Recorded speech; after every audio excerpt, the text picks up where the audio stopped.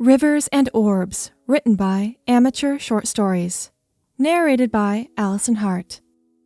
The waters were calm as our boat floated down the river.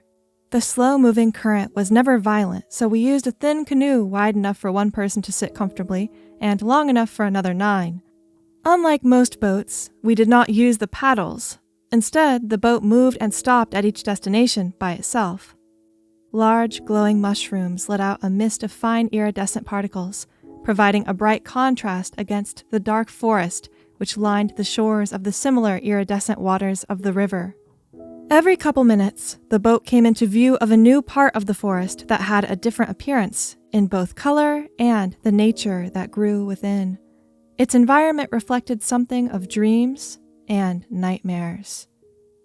In the sky, vast galaxies made up of brightly filled star systems and planets, and right where there would normally be clouds, there was a bright blue streak of particles that fell upon the boat. I cupped one of the blue particles in my hand. It wasn't wet, but it was cold. The time it spent in my hands was short, as it disappeared within a couple of seconds. Along with the other passengers, I looked over to the shores, where the forest turned blood red. Trees groaned in anger, vines covered the ground, and red mist fell over everything.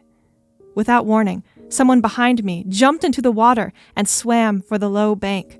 I wasn't able to understand why anyone would want to swim towards what was known as rage. The river held a different forest for every emotion known to mankind, and beyond. Over a century ago, divine beings fell upon our earth and showed us the way to sail downstream, and so, on our 18th birthday, we were given the chance. Some stay here for years because, in this place, time was non-existent. Everyone was given a single orb made from unbreakable glass, holding that empty thing within ourselves. Absolutely nothing. It didn't exist. What we did with that orb was our decision. Some people filled their orb with hate and rage alike and brought it back to the river to throw it overboard. But others, like me, were here to find something we've lost. I was here for something I've never had. I've been warned about getting it, but I couldn't deny that it's what made up a vital part of being a human.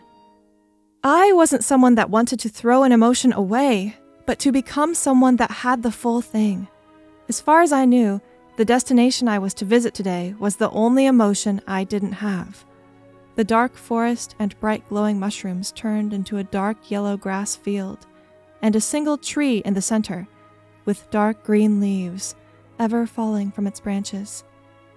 I stood up on the long wooden boat and placed my foot on the edge. I had waited a long time for this, and finally, this was my stop. I jumped into the water.